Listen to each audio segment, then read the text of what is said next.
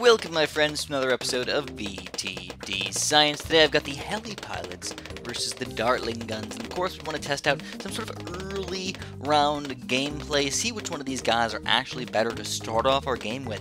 If you guys noticed, I've been using the heli pilots a lot. I think they're really interesting, sort of fun tower to use, but we shouldn't just throw the Dartling guns in the garbage. Even though they were really bad, they've been getting a lot better now with this new update.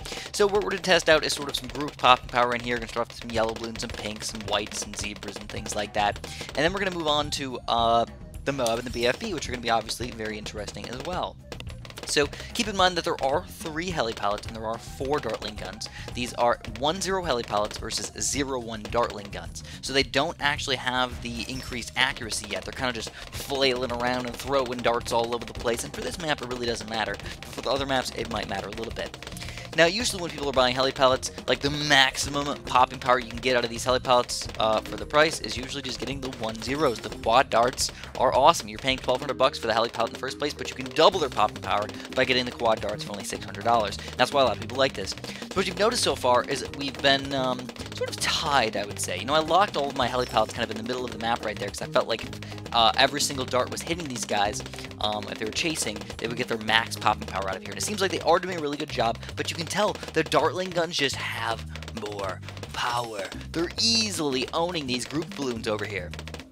So it's like, okay, we've been locking these heli pellets in place. Obviously, he's been microing the Dartling guns. We really haven't been microing the heli pellets right now. Let's switch on over to some micro action and see how this plays into it a little bit. Can we do a good job microing them? Now, it's a really hard thing to do to swap these guys from locking them in place all the way to, you know, a different position or whatever during the middle of a rush. So that's something you definitely have to keep in mind as well. But we're going to do a gigantic zebra rush over here. We're going to try and micro these guys as best we possibly can. It looks like we start off a little bit on the rough side over here.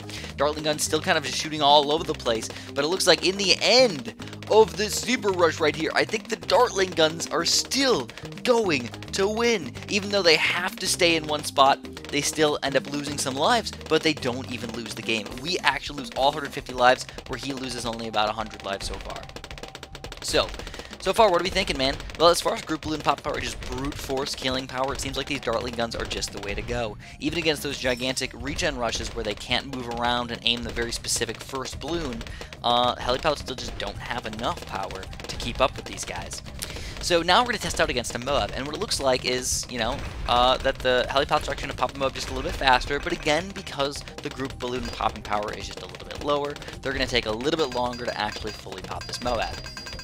Also, just keep in mind that we do have, I do have a wizard on my side, and he does have a cannon over there, because there's lead balloons on the screen. There's nothing we can do against it, except for popping a random tower in here like this. So we tried not to have it affect the game too much, but it is going to be in there. I hope you guys aren't angry at me and anything like that. That's what happens when we do these BTD Science episodes on real Blue Star Defense battles, because sometimes there are these slight, minor differences in battles versus BTD 5, and we actually want to know what's going to actually happen in battles, not what's just going to happen in BTD 5, because this game's been updated a lot more than BTD 5.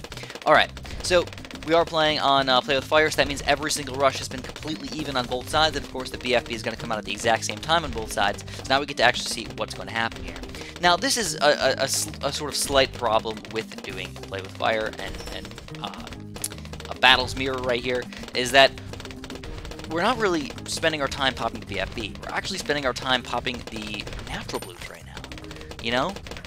There's a big problem with the heli pellets just not having enough group popping power, and they just can't pop the BFB fast enough. So normally, if it was just one BFB versus one BFB, the heli pellets would definitely own the BFB layer way faster, definitely own the Moab layer way faster, but they are having a lot of their darts absorbed by these balloons in the way.